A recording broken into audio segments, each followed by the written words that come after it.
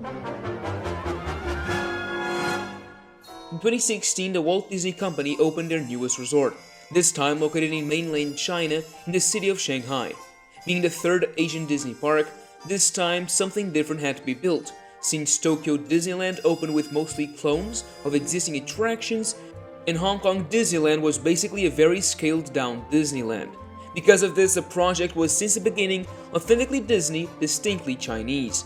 This time, trying not to do the same mistakes that Paris and Hong Kong suffered from. The resort is co-owned by Disney with a 47% stake and the state-owned Shanghai Shendi Group with the rest 57%. Today, join me as we explore the master plan featuring the changes that have happened, are happening, and will or may happen in the future of the Shanghai Disneyland Resort.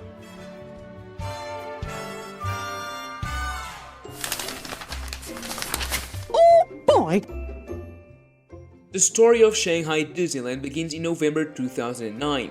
This was when the Chinese government approved the resort. The next big step was 1 year later in November 2010 when the Walt Disney Company announced that it had signed an agreement with the Shendi Group to build a resort in Shanghai with a projected opening date of 2015. Less than a year later in April, the groundbreaking ceremony took place. The whole resort was planned to cover an area of around 4 square kilometers and to cost more than $3.5 billion. The park itself would become the biggest Disney castle park, beating Disneyland Paris, and with it also came a 420-room 5-star hotel themed with Art Deco on the other side of the Wishing Star Lake, and a cheaper 800-room hotel themed around Toy Story. Being a completely new park, Imagineers had a clean canvas and really took advantage of that. Only 2 of the lands would use the classic Disney park themes, Tomorrowland and Fantasyland, but with a big twist. Tomorrowland is now completely different to anything else in a Disney park, and innovation was not held back. This is also the home of the highly acclaimed Tron Light Cycle Run, which was now cloned for the Magic Kingdom. Then, 3 more lands exist. Mickey Avenue, which is a new, more cartoony take on Main Street USA, which wouldn't really work there. Treasure Cove, a pirate-themed land with the amazing Pirates of the Caribbean battle for a sunken treasure, and finally, Adventure Isle. Since the opening of the resort, there have been constant development happening. In 2018, just 2 years later, a new Toy Story-themed land opened, being the park's first expansion. This land has 3 rides, 2 being a clone of Walt Disney Studios, Slinky Dog and RC Racer, here being Rex's Racer, and then a new ride which uses the same ride system as Alien Swirling Saucers, which spins you around a toy western town. A snack location and shop also exists in this bigger scale Toy Story playland. 1 year after opening, it was announced that a new expansion was underway, and that was the highly anticipated Zootopia Land. Being themed around the 2016 hit Disney movie, it will include a new attraction that will seamlessly blend Disney storytelling and state-of-the-art technology. We don't know the full details, but there will be a lot of exciting entertainment, merchandise, and food and beverage offerings. Here, you will walk in a road inside a huge Zootopia city, with very well-designed buildings featuring different habitats, from an ice house to a desert one. Some of the entertainment available will be talking puppet shows that should happen throughout the day in the many windows of this street. Once you reach the end of the street, you'll find a station, which acts as a new e-ticket attraction entrance. The ride will feature advanced technology, and the ride system will be similar to that of Indiana Jones Adventure or Dinosaur. Really excited to see how this land turns out. It's expected to open later this year, but details are still to be announced. Now, that's mostly everything that has been officially announced by Disney for the Shanghai resort. So when I tried to find out about the future, I found an old master plan.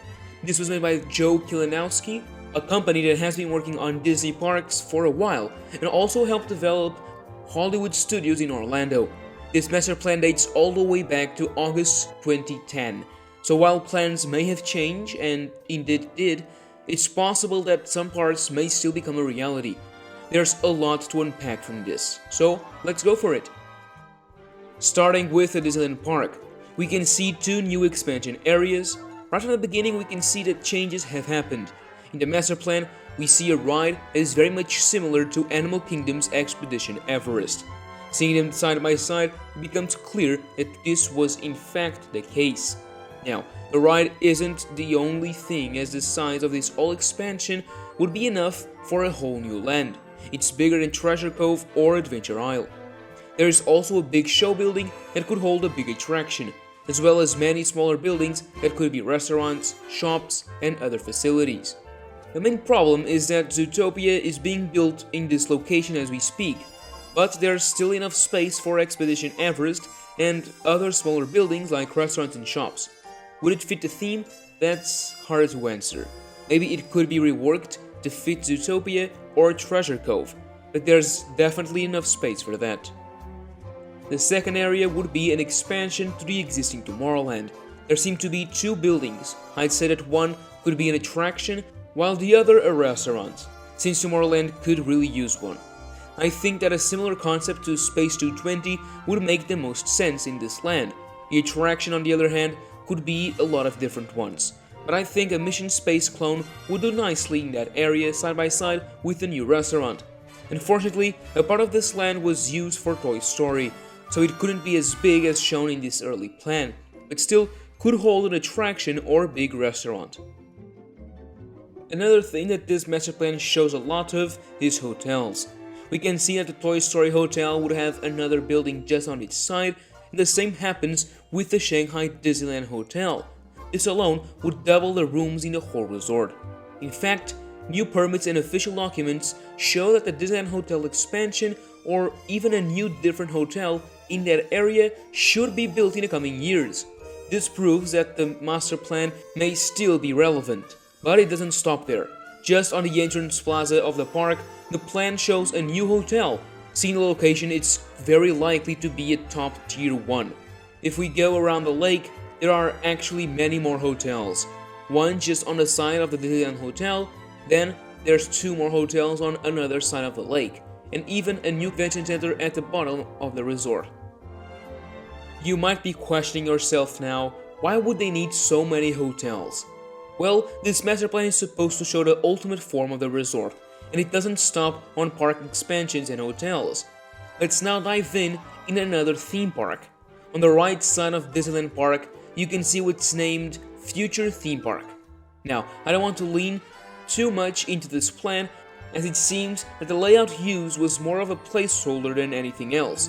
But if we do take a look, it seems to be a bigger Disney MGM Studios, or Hollywood Studios now. It's easy to spot the similarities, from the entrance boulevard to the Chinese theater. What's mostly different is the scale of the whole thing. It's bigger than Hollywood Studios ever was.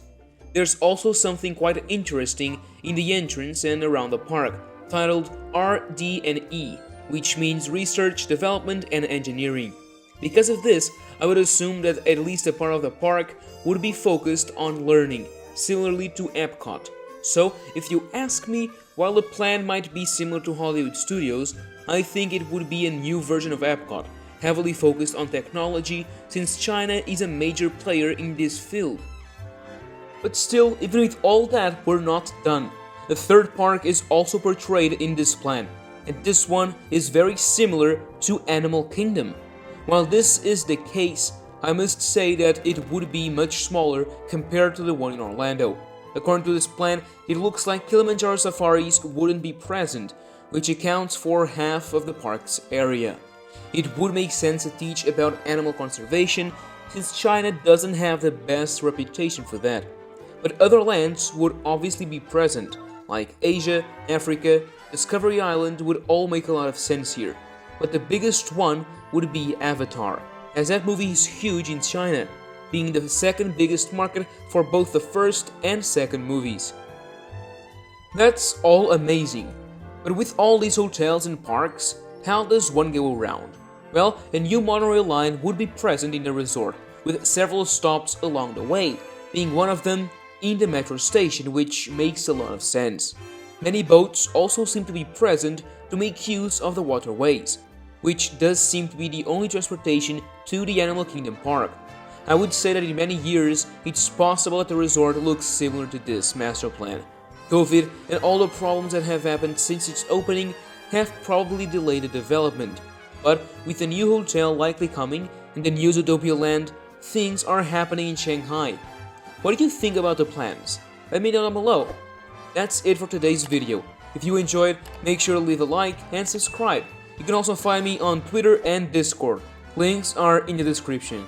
And now, as always, thank you for watching, and that's a wrap.